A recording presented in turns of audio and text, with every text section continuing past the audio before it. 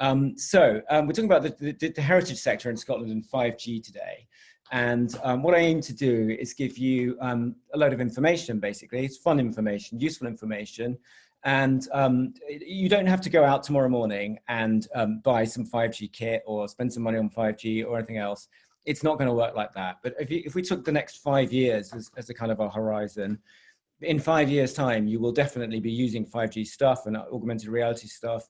And so this is kind of helpfully trying to give you a roadmap, you know, a sort of big picture roadmap of all of it. We've got some great guests coming up as well. So I'm going to talk for a little bit on my own, and then I'm going to bring in one guest and then two more guests. And then all the way through, I'm very happy to hear from you. So please do chip in questions and we'll go from there. I think we're in a sort of strange time at the moment because we sort of don't quite know where we are in the world at the moment. You know, when all this is over, I'm looking forward to taking things for granted again. And one of the things I guess in your sector you'll take for granted is the heritage access, you know, the fact that people can come and visit your galleries and museums and country houses and castles and so forth like that. So I'm hoping we're going to get back to that. And I'm sort of predicating the talk on the idea that we will be back to normal at some point. I'm not going to talk loads about, you know, what the rules are and some boring government report about the difference between Scotland and England and all that. I just don't care about that. You know, there will come a point when we are all back in the game, and that's what I'm going to talk about today. Do engage. So I can see the app's working fine. I have no idea how people are getting messages to me, but I'm getting them, which is great. Please chip in. I'm sure you can all read them. I don't mind getting a conversation going there, or I will just read them out and answer them as we go. That's my Twitter. You can welcome to contact me there as well, but you know, or not. You know, I love this little cartoon, you know, this may be perilous, excellent. You know, let's try and get into this subject. And there's quite a lot of places in this topic where I don't know the answer. And in fact, I'm pleased to say no one knows the answer, because I was asked a few questions yesterday, and so I thought I better go and find the answers to them. And in some cases, there just aren't answers yet. So for example, lots of people are going to ask me, what is the exact schedule for rollout of 5G in my area?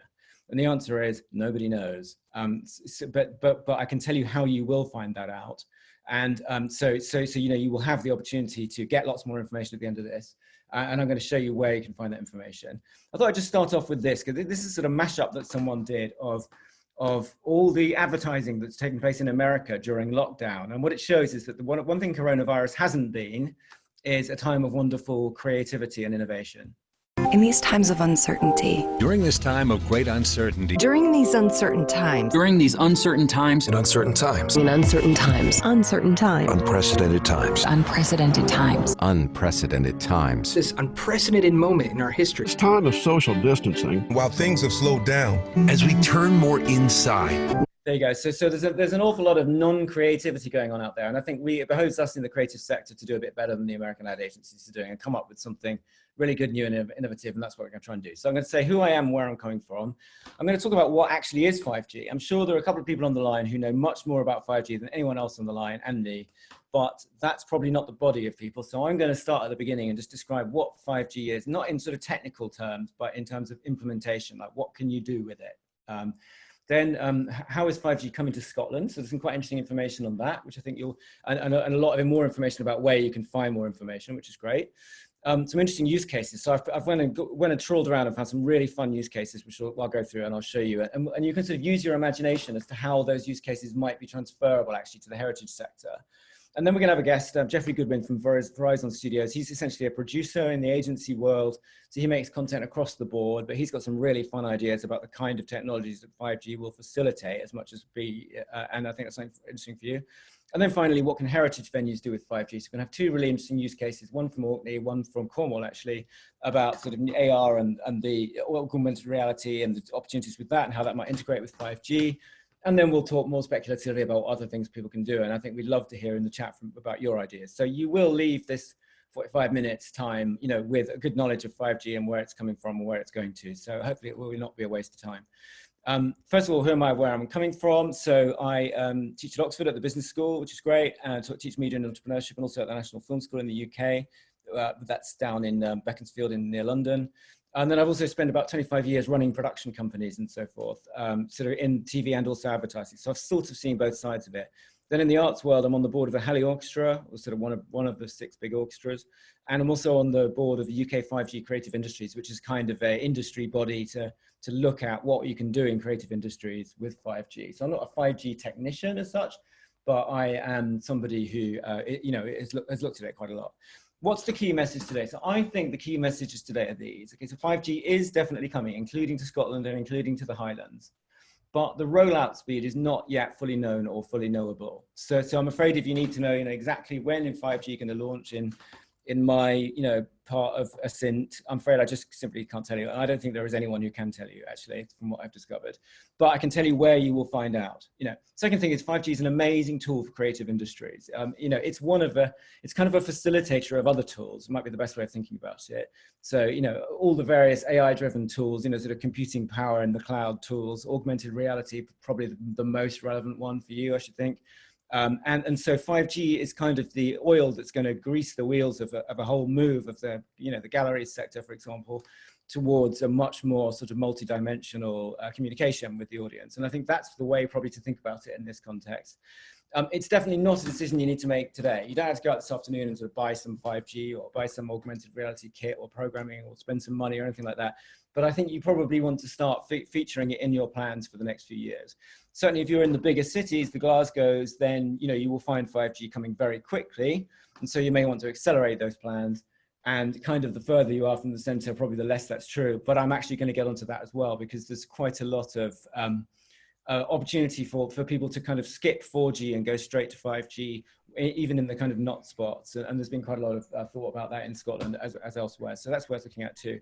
What actually is 5G? So a sort of simple but good question. So I'll play you an example from Korea. Now, history museums might be the last place you'd expect to see cutting-edge technology, but AI and augmented reality tech is currently being tested at the National Museum of Korea, right here in Seoul. Park Se-young with the details.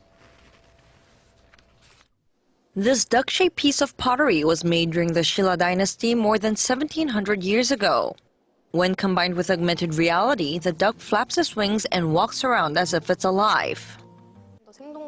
It was probably made to look more lifelike. That's the kind of thing you can do with 5G. So the 5G will be the bandwidth that will enable you to do that, whether inside the museum or, importantly, outside the museum as well. But it may well be that augmented reality and other technologies are the ones that you actually use to deploy with 5G.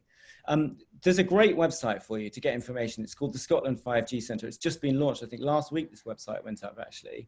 5G will transform the way our business operates. And that website has loads of really, really good information on it. So I think on the right-hand side of the screen, I think there's the address of that, scotland5gcentre.org. And they are giving a webinar on the 14th of July, which is addressing the health side of 5G. I think to really come up with a view on the health side of 5G, you'd have to either be a physicist or a doctor or both, and I'm neither, so I'm certainly not here to pronounce on it, although, by the way, I've never seen any evidence at all that it's damaging to anyone's health.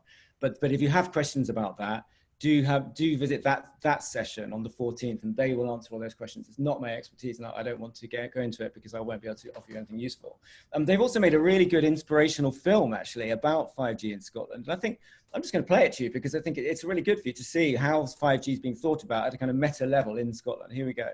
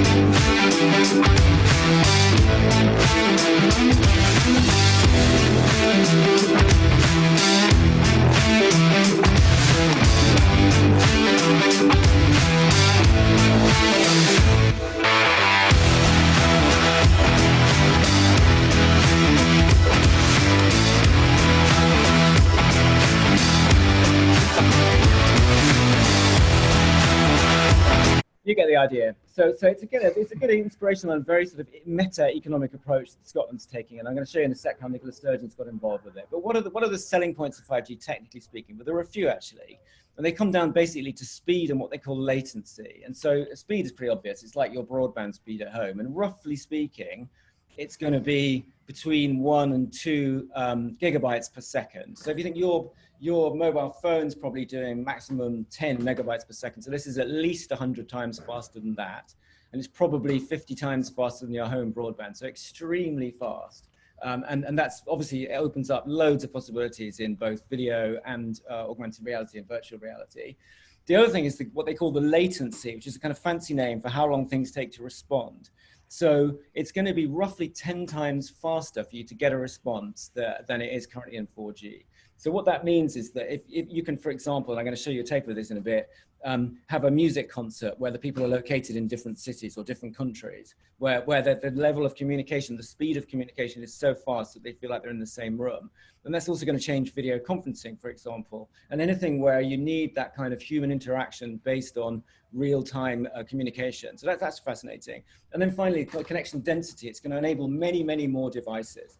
So I mean, we've all had the experience of into a football match where you can't get on the 4G, even though there's a decent transmitter there, because there's just too many devices around.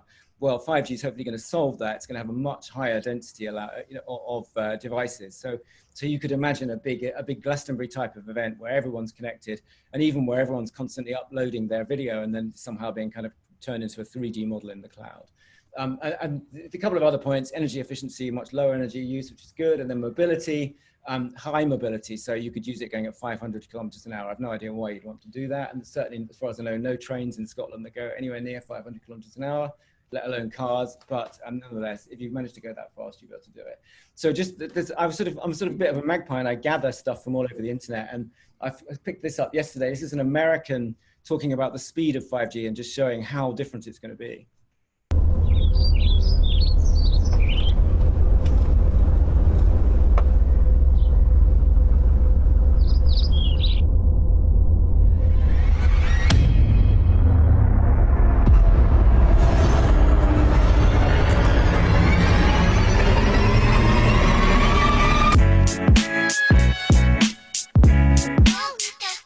Hey, what is up guys? MKBHD here. So I got kind of curious with seeing all these videos in my sub box over the past couple months of people getting taken to Chicago to test 5G and doing all these crazy speed tests. But then anyway, he basically goes and does it. And the key point with that is that it is ridiculously fast. And so if you imagine what you can do in your museum, your gallery with really, really fast bandwidth, combined with other technologies, that would be very powerful. So 5G is here to support the UK 5G ecosystem in this organization I work with, and to manage information. And we're sort of putting out as much information as we can, not to tell people what to do, but to help people find what to do. Coming up is one of my colleagues there. He's Geoffrey Goodwin. I see he's just joined actually. And Geoffrey, give me 10 minutes to whiz through the stuff, and then I'll come. Yeah, of course. So Geoffrey's from Verizon Studios. Verizon's a big American phone company, as you probably know. So Geoffrey's really all over how you use content on 5G, which is fascinating. And then Amy Shakespeare's joining us from Cornwall. So she's at the Wave Immersive Experience in the Museums project there. She's done lots of really interesting AR projects in Cornwall, the Eyes of Scilly. And then very close to home from you, you have Nicola Henderson, who, or she can explain. Nicola, why don't you just briefly say who you are and what you do? Because you were going to join, but you missed the beginning, didn't you? Yeah, sorry, I wasn't a panelist, so sorry you didn't get the introduction. Maybe I can give you a nice summation at the end instead.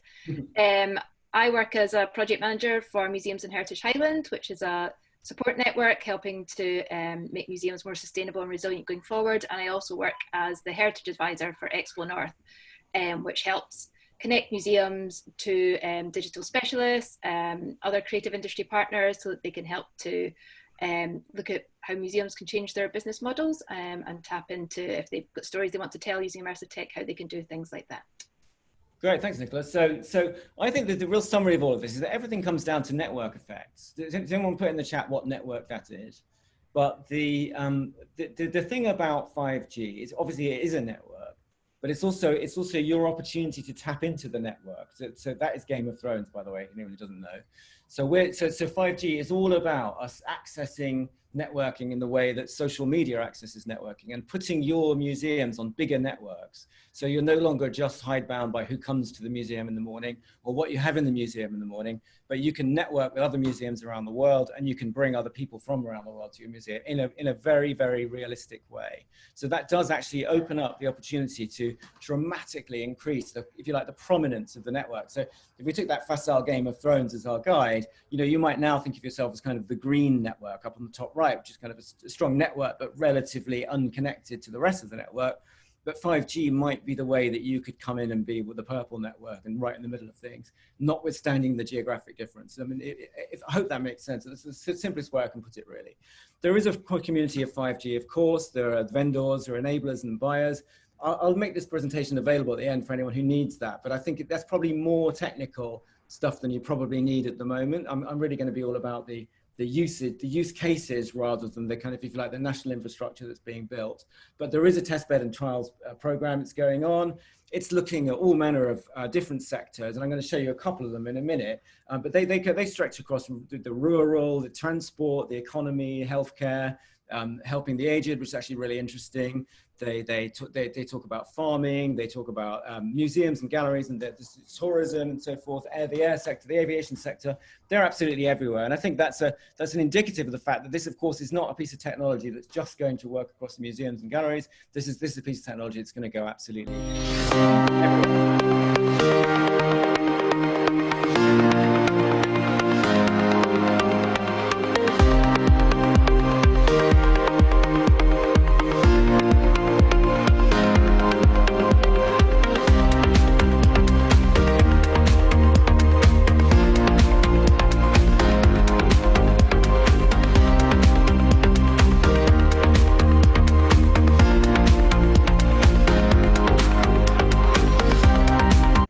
Imagining a world of seamless connectivity, and there are actually rural connected competitions, which I think some of the people on this call might be interested in joining, actually. So again, if you go to the Scotland 5G Centre and ask them about that, they might be able to tell you about actual money that you can access if you're in a rural area. So that's why I raised that.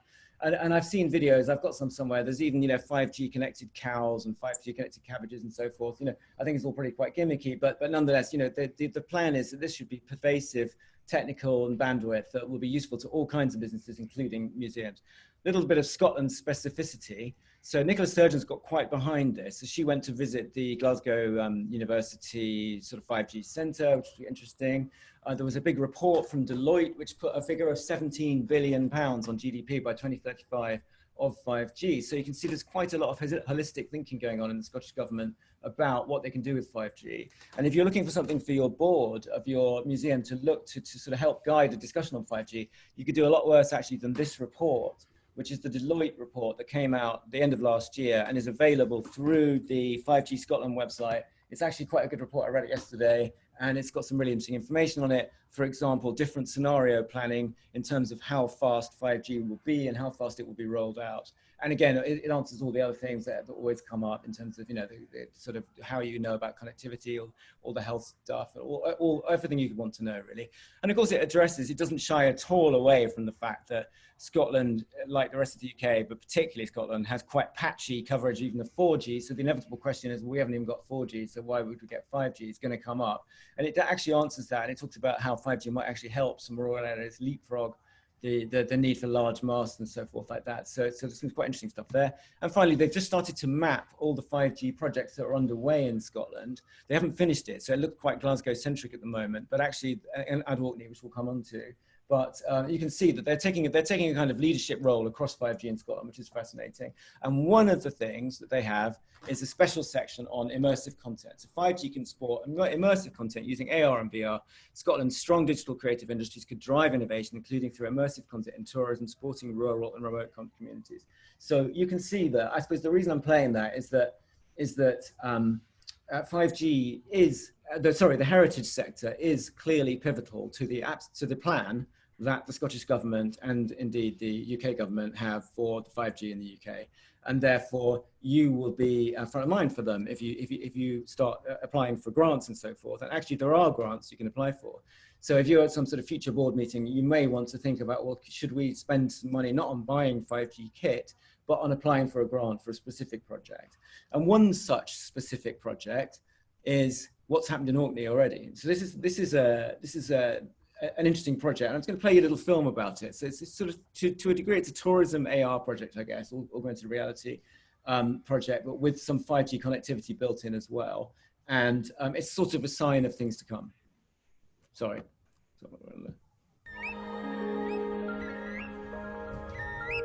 Orkney is a unique place. The countryside and the heritage and the archaeology, it makes it a very unique place to come and visit. This summer there's about 160 cruise ships coming in this season. In the height of the season it's virtually every day, so yeah, it's busy. Some of the places here are quite remote. Scarborough is in an area in Orkney that is really difficult to get to. It gets a lot of tourists. There's even quite a population of people that live there that don't have very good connectivity. It's an area that is being missed. Without 5G it would have stayed unconnected for a lot longer. The cruise industry especially used to be a more elderly affair, if you like, but there is more and more young people getting into it, and young people like to be connected, whatever they're doing, so I think it would be good. Orkney's very famous for about half a dozen sites, but there's an awful lot more that they maybe won't know about till they get here, and they can check that out while they're here, wherever they are. So yeah, a little bit about Orkney, and we're going to actually come on to what's precisely they did in Orkney in a second. I'm going to play one more use case, and then I'm going to bring in Geoffrey Goodwin to talk about the creative use case. I've got loads more videos and fun things from retail and aviation, all kinds of areas. I can play them if we have time, but I want to bring on Geoffrey. But the use case I'm going to play you is specifically a museums and galleries one. This is a project that was done by the BBC and others, University of Bristol, I think, in Bath, down in the West Country in England. And it's quite interesting because they've combined many of the elements that we've talked about, so the bandwidth, the latency, the augmented reality, into quite a holistic proposition for museum goers. It was an experiment, but it's pretty interesting, and I'm just going to play it because I think it might capture your imagination if you're looking after a museum yourself. Here at the Roman Baths, we've been working with the BBC, Ardman, University of Bristol, so many different project partners on the 5G Smart Tourism project. It's been a really exciting project for us. So yeah, we're here today to test out the Roman Baths 5G application that we've made that kind of gives you a window back in time. This uses a 3D model that's been exported to 360 video. This then allows us to align that 360 video to the physical environment here at the Roman Baths and then give you this window back into how the Roman Baths would have looked at different points in time. But we think the concept of providing a window back in time that relies on really high bandwidth video or excellent quality animations could have applications in education and entertainment for all kinds of historical places, possibly complementing BBC programmes or providing information and guidance in museums and other kinds of locations like that. We came upon the idea of looking at these three different points in time: the Celtic period, when the Roman Baths thermal spring was first discovered, then into the Roman period when the baths started to fall into disrepair and the roof collapsed, and then into the Victorian period when this upper terrace that we're now stood on was built. So this is an Android application that uses AR Core to perform the image alignment. So this aligns the 360 video to the physical environment. And then we then go into a 360 video player which streams from a remote server at the University of Bristol the 360 video, which is then displayed to the user. And then on top of this 360 video, there is some informational hotspots. We've been working in collaboration. So I think that probably gives you a decent summary of it. I mean, I think that's a really interesting project, actually. I like to think you would too. And I sort of feel that one could probably walk into almost any heritage site and come up with something slightly similar to enable people to capture their imagination. So again, I've got lots of use cases, but rather than me talk them through, I thought I'd bring in a guest. I'm going to bring in Geoffrey Goodwin. So Geoffrey, you're from Verizon. How do you pronounce Verizon? Alex, you got it. You did it in a oneer. You're a born presenter, aren't you? So Geoffrey, tell us what you do at Verizon. Well, okay, great. So I head up Verizon Studios and Riot Studios. We're essentially the creative arm of Verizon Media, and we work with Verizon Business as well in the UK and across EMEA. I mean, my goal, my task really threefold. One, we work with all the leading advertisers to come up with amazing creative tech solutions to their brand-funded and advertising challenges. We have brands like TechCrunch and HuffPost that we work with and create a range of content for. And then finally, we're really pushing forward, as you can imagine, with our 5G work. So we've essentially appended the studio that we have in existence now with some new technologies, which we think are really going to come to the fore and be driven by the 5G experience as that is taken up in the country. And what sort of creative things are people doing with 5G? 5G? What does it let people do? Well, yeah, and one thing I want to say too is I think it's a great question. I'm going to get onto that. I think, a lot of people talk about, well, what is 5G? And I think you've done a great job, Alex, by the way, of laying some of the, answering a few of those questions.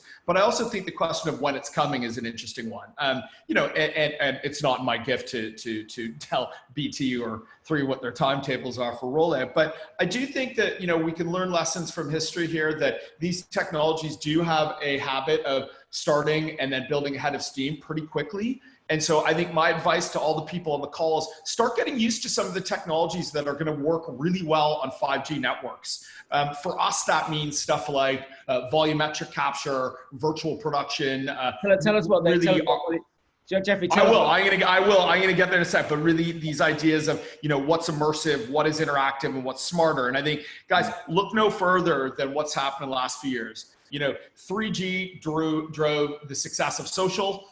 So Facebook was largely correlated to the success of its work on 3G connections. Video, all about 4G. That drove the uptick of that. Video is still growing on mobiles at 15% a year. It's got a ways to go. And 5G, of course, we think is going to deliver really fantastic and transformational, immersive, interactive, and smarter stuff. And by that, I mean, I think, you highlighted before about latency, Alex, and I think latency is a super exciting opportunity for us all. It means that for the first time ever, we as content providers, and that doesn't matter if you're a program maker or you've got a physical space, can be uploading content back to the consumer in a way that's quicker than the blink of an eye. This changes everything if you think about it. In the past, it's all been quite linear and we've been pushing content and experiences at people.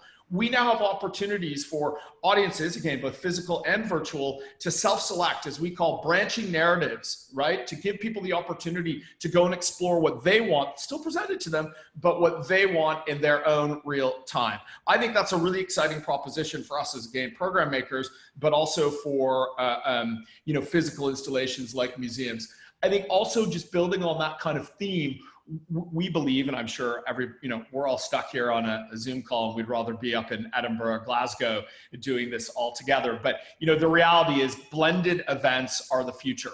And so when we think in my business, like going to Cannes or the Edinburgh TV Festival, well, in the past, we'd all rush up there. If you could experience it as a feed, quite frankly, it would be a pretty poor experience. It would be 2D, for all the things that Alex suggested before about, 5G and how that'll make it better. Today's user experience isn't great. Well, we think because of COVID, we are going to supercharge this blended opportunity. And it's not just for events, but again, I think for museums, art galleries, et cetera, the idea for the first time that your business, your business models are not dependent on physical footfall, but physical footfall and really high quality immersive experiences, right? Where we can drive people through AR and VR into your spaces, and they can be anywhere in the world. I mean, this again changes in terms of scale and how you interact with people in ways that we've not quite seen before.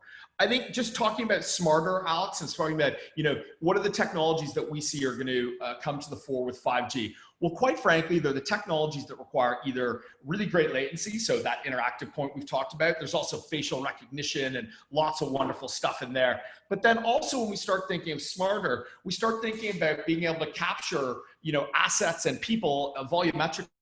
Once we've captured those people and assets volumetrically, we can then transport them into different places. I mean, if everybody witnesses Alex right now with his amazing background, we can build 4K stages now where we can go out and shoot in the Sahara and bring it into central London, drop the performers and a little bit of props in front of that smart stage, and you won't know the difference as an audience. So again, these hyper-realistic virtual production opportunities, I think are really interesting as well for people in, as you call it, heritage industries, to think about, how can you extend the footfall and the experience from it being physical into a virtual world? And again, my clear suggestion and my passion is that 5G is going to help you meet that goal.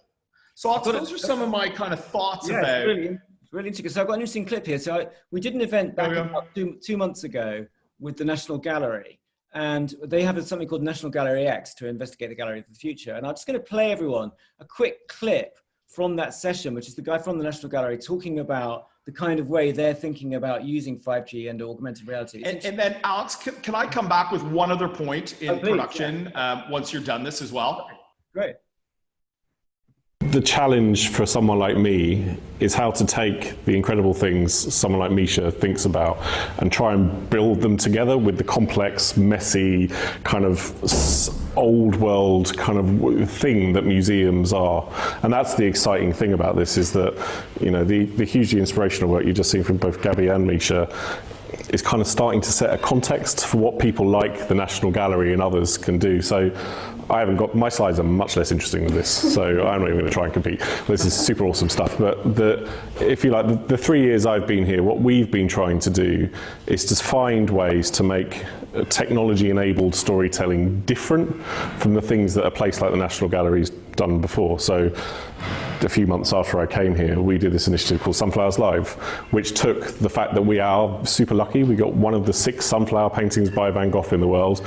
And how can we think of it as a kind of global story? And how can digital help us do global storytelling in a way that we couldn't do otherwise? So then we used Facebook as a medium to think about, well, okay, we could do a Facebook Live here. They could do one in Chicago. They can do one in Amsterdam. They can do one in Tokyo. And we can kind of globalize storytelling to join up different places. Now they will. Well, I think that's interesting. Come back to you, Geoffrey. That's an interesting vision of it, isn't it? Oh, completely. And actually, thank you for, it's like we planned it. The idea that, you know, you can be creating assets in London or New York and, you know, weaving them into experiences in Scotland. This is absolutely what this technology allows you to do, both from a capture point of view, but then also for a distribution point of view. One thing I did want, I don't want to get too technical about it, but there is one aspect of 5G which is really special.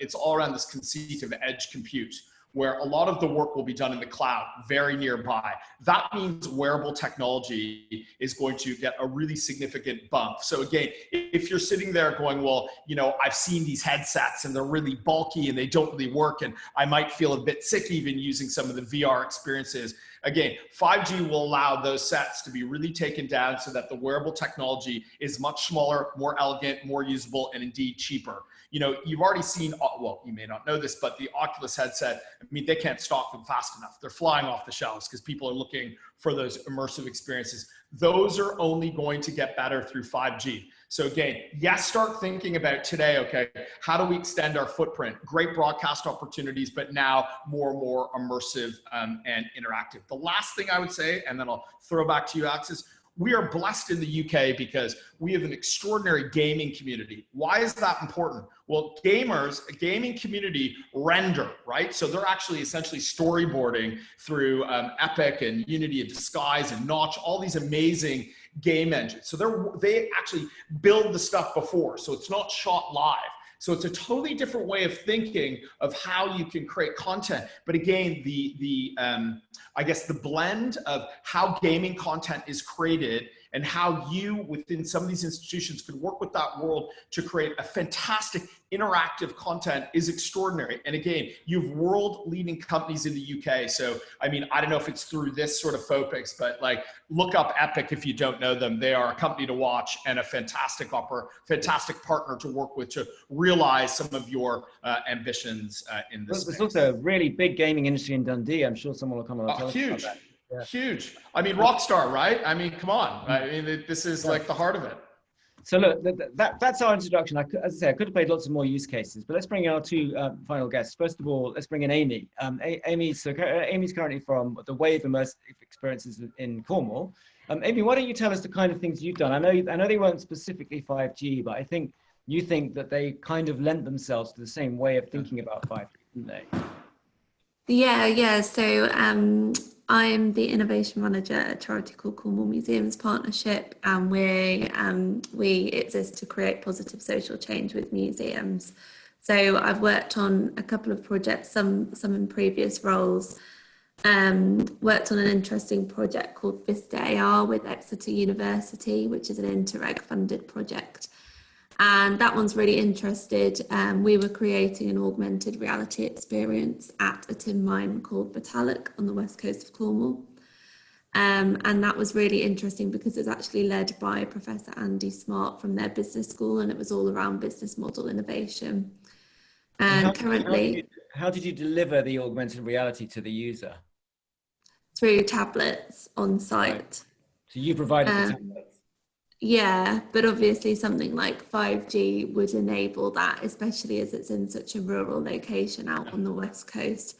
The mobile signal, as you mentioned, isn't very good there, but when 5G gets introduced, that will make it much better and a much how did you find that the user experience? Did you find people enjoyed doing that AR in that spot?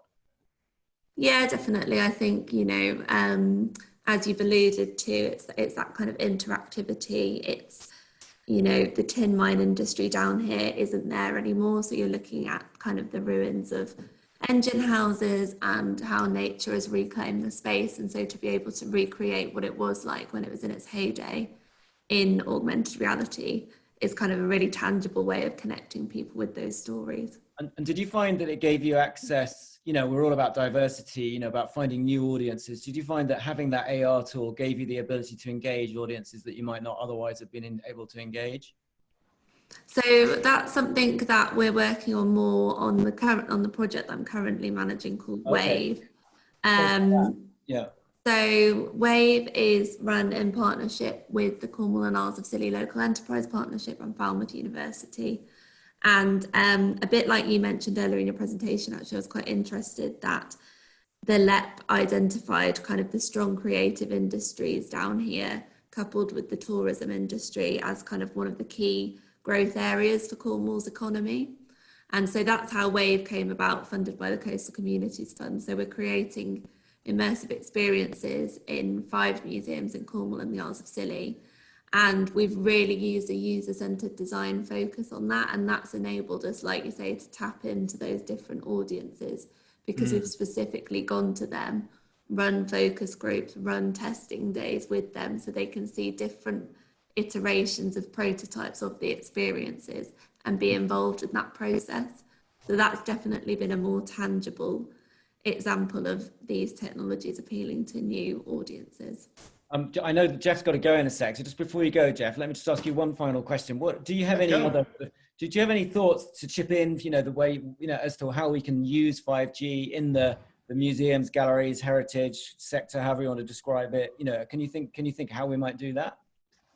Well, again, I think the conceit of these blended events where, you know, you're able to take an amazing exhibition that, you know, you might just curate for a 3-month or 4-month period. I mean, if you can create these in, you know, real-time VR or AR and create that scaled experience, that's an awesome opportunity. And again, don't believe, or sort of, you know, don't believe the experiences you've had to date with that. 5G really helps transform that immersive opportunity. So that would be the absolute, for me, focus for you guys, and really to start trying some of these technologies out. I mean, as I think Amy was just saying, you know, not all of this is ready to go on 5G. The networks aren't there yet, but understanding how something like VR will impact your business today will allow you to get a jump on it in the future when 5G comes into play. So that would be my sort of parting thought for you.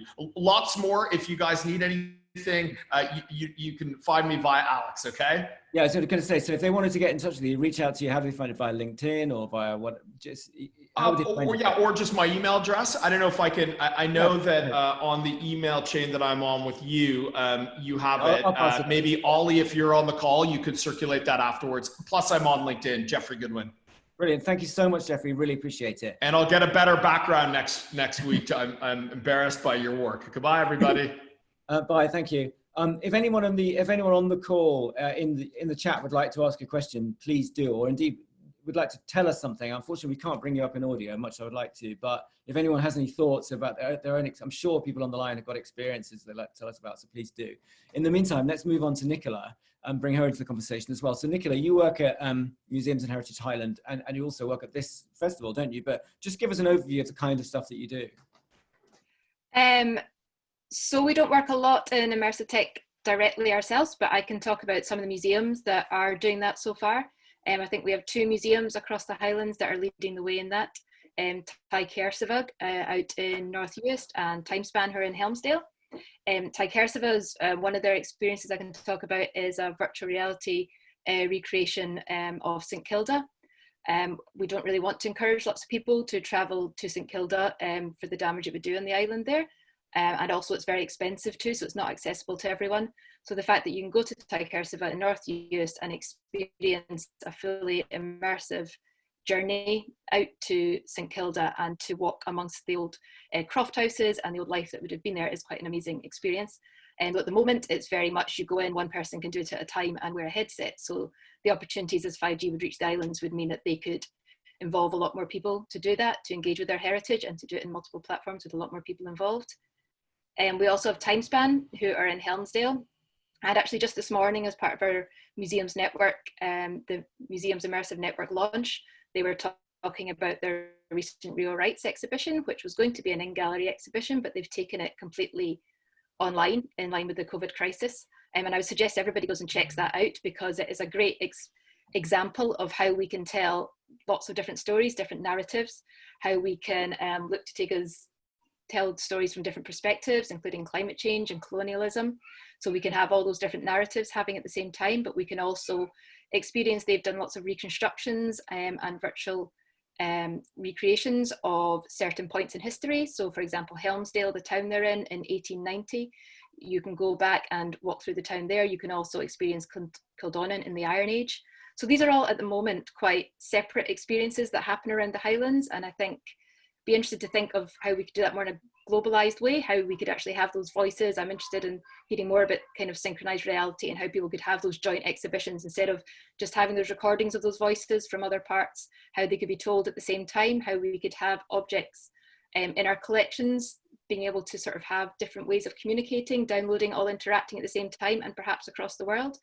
I'm interested to know from you, Alex, though, as all these kind of sort of technologies come together and 5G presents these opportunities. One thing I was going to say in my introduction was that the barriers to this before, as well as being the technology and the connectivity that we've not had, has been around sort of the costs and skills for this kind of tech. Can you tell us, is it going to be easier to create this collateral for people to do? Is it going to be something that becomes a more simple process and access to specialists, and the cost to do it, is that likely to come down in line with the development of the 5G tech? Or?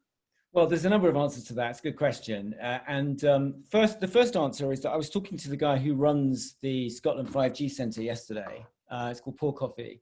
And he said that there are actually a number of effectively grants that you can apply for. So one of them is called 5G Create, and there are others as well. There's a rural one. And so if you have a project that you'd like to test out and that might have a relevancy to 5G, and of course that doesn't necessarily mean it has to be 5G in your area. It could be just that it could get delivered by 5G. So it could be, you know, for the sake of argument, it could be one of the smaller museums that's in a very rural area looking to increase its footprint to, you know, central Edinburgh or central London, you know, by means of some kind of augmented or virtual reality. You can apply for them. So the first answer to your question is I think there is some funding.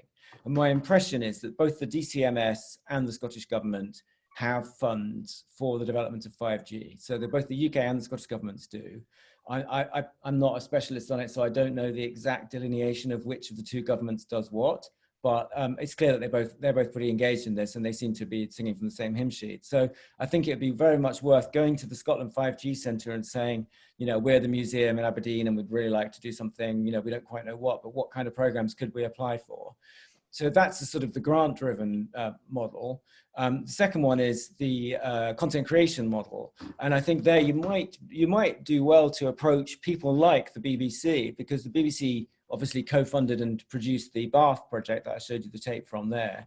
And I think they're in the market for projects that increase diversity in the widest sense of the term, and also that test technology in all the new different ways. And so if you can give them something like the St Kilda project, which is a phenomenal project, you know, then they might well be up for that. And then finally, as Geoffrey alluded to, there's a whole world of brands out there and games companies and so forth who might well engage with your heritage site, you know, because a lot of the content that you have is actually incredibly dynamic and appealing, you know, so don't think that you have to live life at the margins on the kind of begging bowl of museums. It may be that you can get involved with on the commercial side of content creation as well. I think there's an interesting paradox at the heart of heritage sites and 5G is that on the one hand, you kind of want people to come and enjoy the place and see you and visit you in the traditional way, and to drive footfall, if you like, and rather like the Cornish projects, you know, actually increase the number of people coming. But on the other hand, there is a sort of big attraction to scaling the content well beyond your shores. So it's an interesting question here. A question here from Mandy Haggis. What are the educational implications? E.g., what do we need students to be studying at uni in the Highlands and Islands to best prepare them to make the most of this opportunity? That's a great question. I don't specifically know the answer, and I'm guessing that things like artificial intelligence, which by the way, Mandy studied at Oxford years ago, games creation, games design, graphic design, you know, virtual reality, all these things that are taught with lots of colleges actually, I suspect they're all going to come into play. And I think if I had to place a bet, I would place my bet on augmented reality as opposed to virtual reality. Just in case anyone doesn't know the difference, augmented reality is where, like Pokemon Go, we superimpose a level of, if you like, graphics on the real world, but the real world remains visible. And virtual reality is where we completely replicate a world, and you enter that world holistically without the real world it being present anymore. Another question, what is fundamentally the difference between 4G and 5G capabilities, from Nicola Jones? Speed is the answer, Nicola. I had a slide on that. Let's see if I can find it quickly. I'll try and find it when the next person's talking, but it's a multiple of hundreds in speed. So it's dramatically faster. You know, so material increase in speed, basically. It's something like 20 plus times faster, even at a minimum. And then finally, anonymous entity, given the global provenance of the Highlands and Islands and its international profile, how would the panel best advise on how to leverage the opportunities of 5G services in the context of these unique narratives and destinations? Any advice on getting the mix of tech and storytelling right? That's an interesting one for Amy, I think. What do you think? Yeah, I think that's a really great question. I think for me, it's about not starting with the technology. So not jumping to thinking we're going to have virtual reality, we're going to have augmented reality, or we're going to have an app. It's about what stories do you want to tell, and what can the technology then bring to that. And I think, you know, we've definitely found that our user-centered design approach, speaking to people about what they would engage with and what they like, has been really useful. And we've tried to use the technology to tell stories like the Batalic mine example I was giving, but also on Wave, we're telling stories of things that you can't see there. So at the moment, you would go to St Agnes Beach and there's a pile of rubble, and actually that rubble was the harbour wall, and it was a really busy, bustling place when the tin mine industry was in its heyday. So we've recreated that within virtual reality, but we started with, we want people to go to St Agnes, see the beach, wonder what that is, and then use the museum as a place to find out about that story. So I think start with that as you would with any other form of interpretation, and then kind of go from there. I think that's really good. That's a really good insight. And I think that goes for all technology, doesn't it? Thought I'd just play you this one quickly. This is retail. So this is not directly applicable to heritage, but of course, there's a retail dimension to a lot of your galleries and sites. And I'm sure if one looks at your business plans, you find significant revenue from retail. And I just think it's worth thinking how you could coalesce the historical storytelling that you do with e-commerce, essentially. And this is quite a nice bit of layered graphics that Mango are doing.